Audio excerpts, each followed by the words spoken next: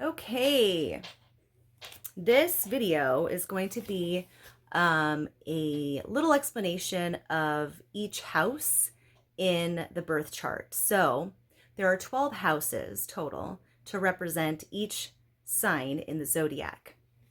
And every house represents different areas of life, different energies, and different,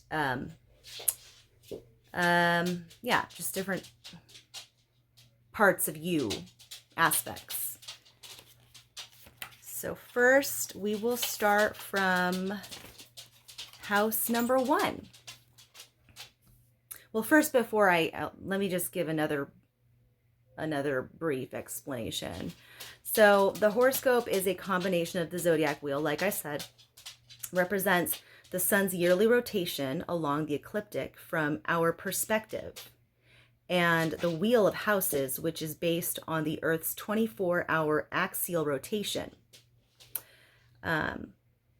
Accurate birth details like the date, time, and the place are necessary to get an accurate, chart reading of your personal unique chart.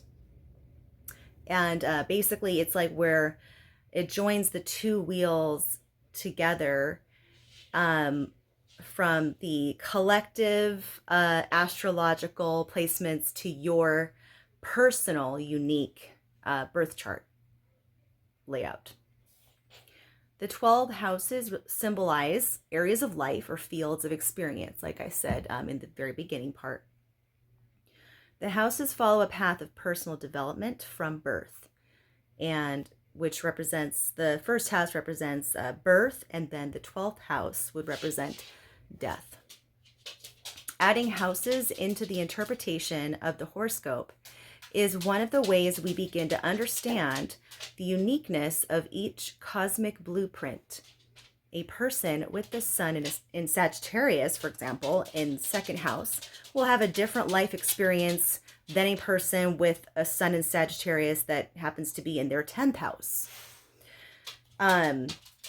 The former will have more of a core emphasis on their personal values and self-worth, and the latter will have more of a focus on career and their public life. So starting with the first house represents birth and early life. It's the first inhalation of life.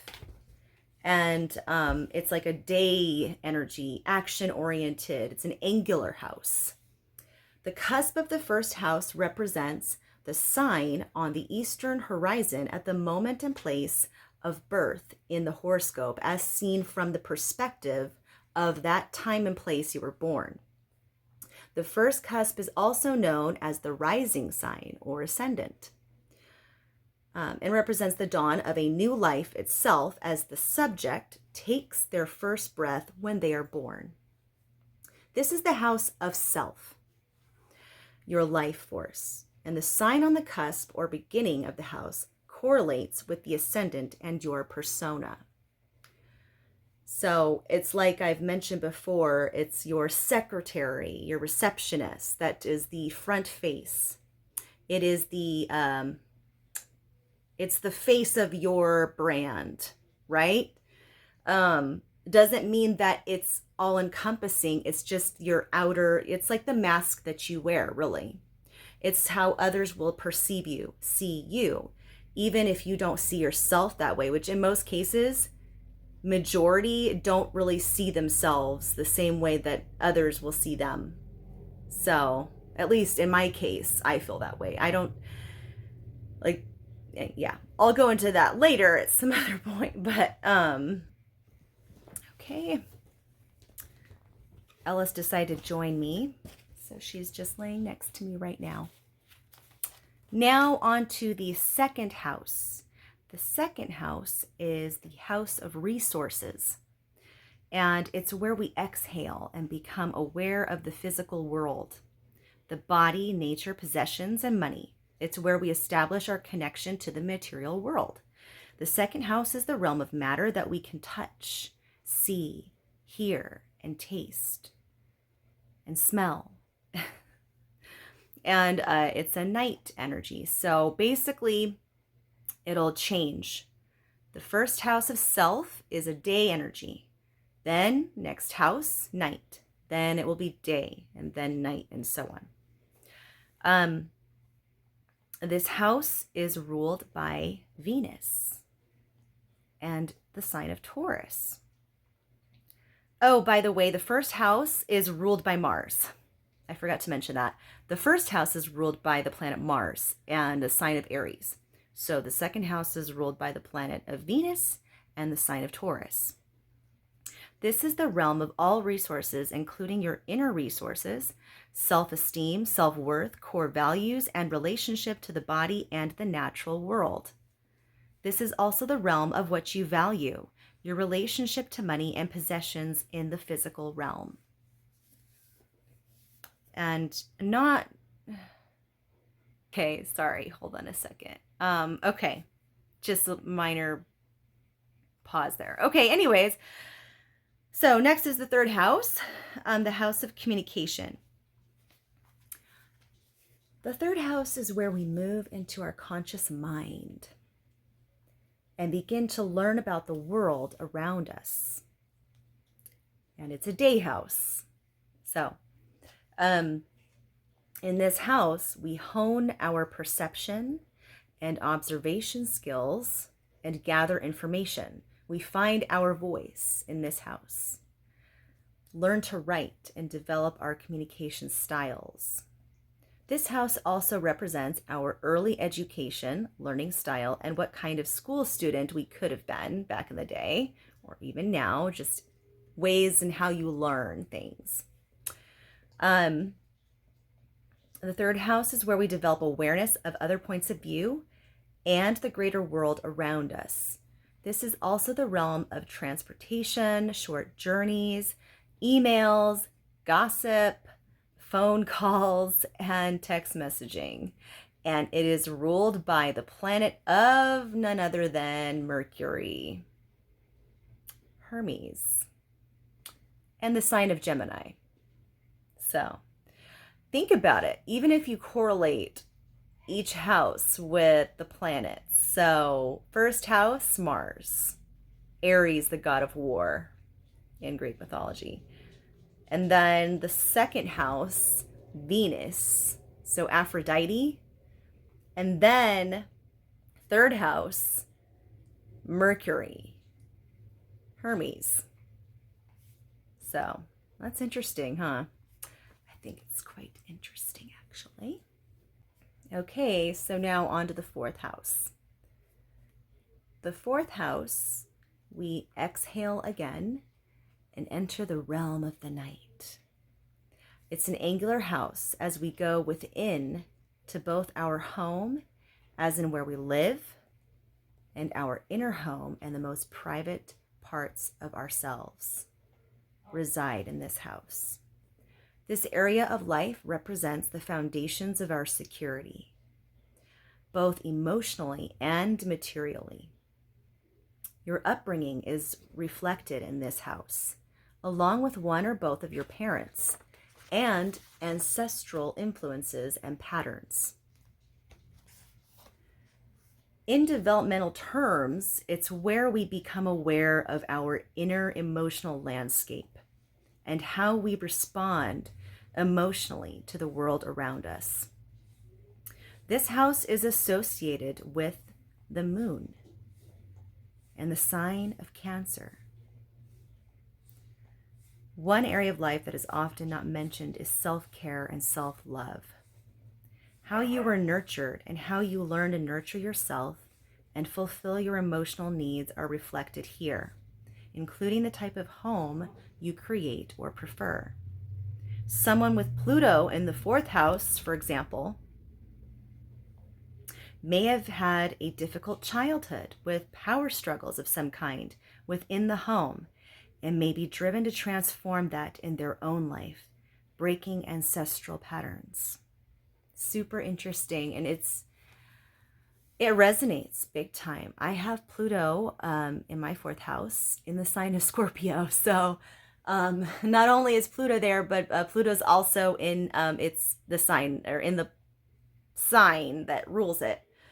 So, yeah. But regardless, like, it does bring about a depth, a feeling of depth. And, it's an interesting placement. It's not an easy placement by any means, like it just stated here. But it brings about a whole nother level of learning and growing.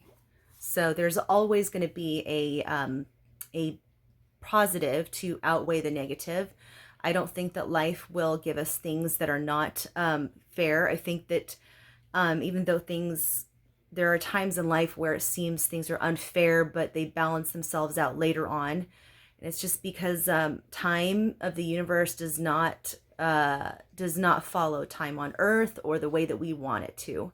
It comes when at times that we least expect, and I feel that's the main lesson of life itself, is learning that we don't have any control over it. We can only control how we react to it. So, which is super difficult. So, but it's just part of the learning experience, right? Now on to the 5th house. The 5th house of self-expression. It's a fire house. It's associated with the sun and the sign of Leo. And it's obviously a day house, right? The sun's in it. It just makes sense. This is where we develop our creative self-expression and joy in life. I always think of the 5th house as being like the house of where we develop our soul. Like, when you go through growing pains and you're like in your teenage years and you're just trying to like experience everything. You want to rebel, you want to have fun, and you're just kind of like, everything's just new. And but it's also like terrifying and risky at the same time. So that's the 5th house. But that's where we develop our consciousness, but also being self-conscious too. So, which, I mean, there's toxic, debilitating self-conscious, right? But there's also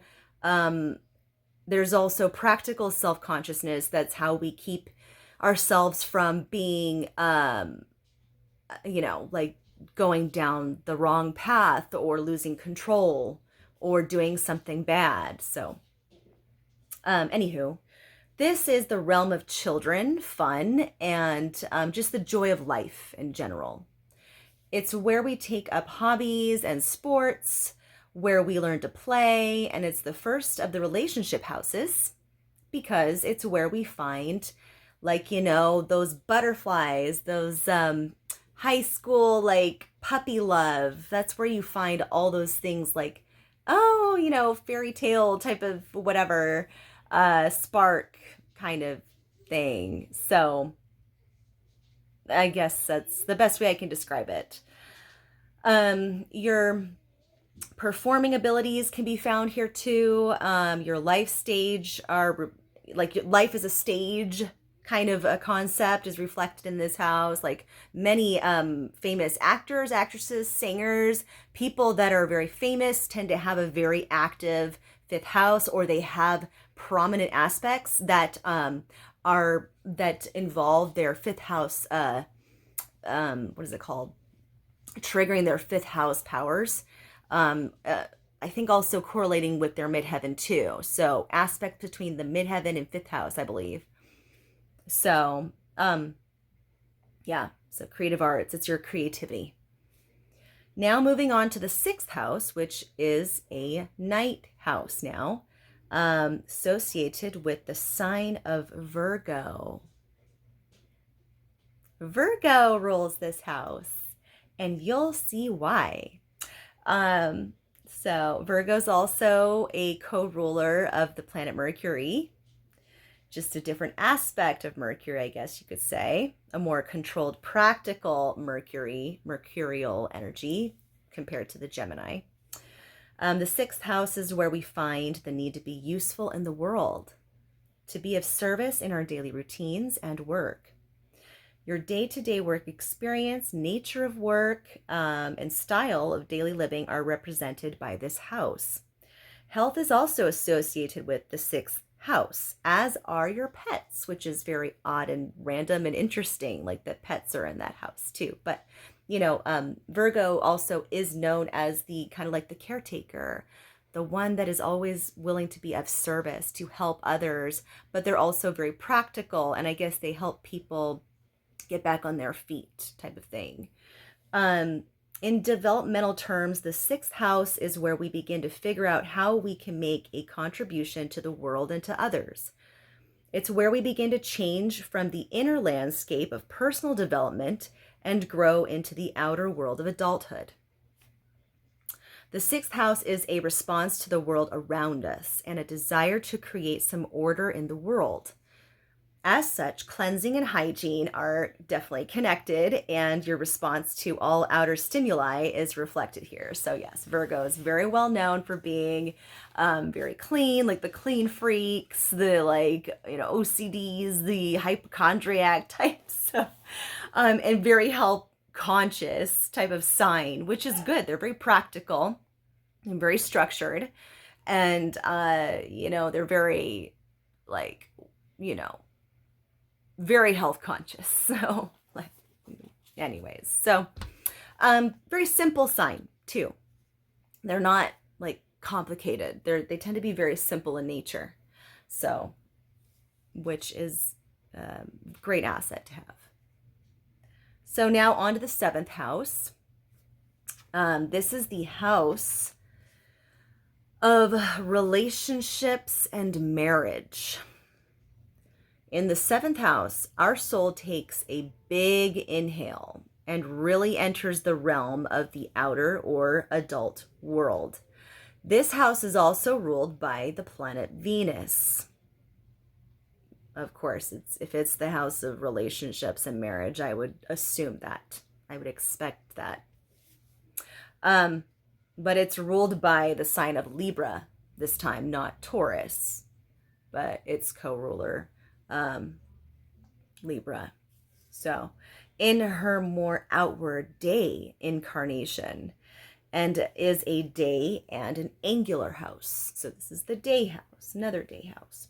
This house correlates with the descendant, the point opposite from the ascendant, which reflects what you are attracted to, what you attract in others. And the seventh house is associated with all significant interpersonal relationships, including the main partner or partners in life. This house also includes adult children, significant business or work relationships, and significant friendships. The nature of and the patterns in your relationships are also reflected in this house. Another area is it's associated with what Carl Jung or whatever, you probably know who I'm talking about, called the disowned self, which is a part of the self that we don't like and that we see in others. This can often be seen as something in others that triggers a strong emotional reaction of dislike. As the second of the relationship houses, the seventh house represents where we join in partnership by either living with or marrying a person. The eighth house builds on this in a long-term relationship. So next we have the eighth house.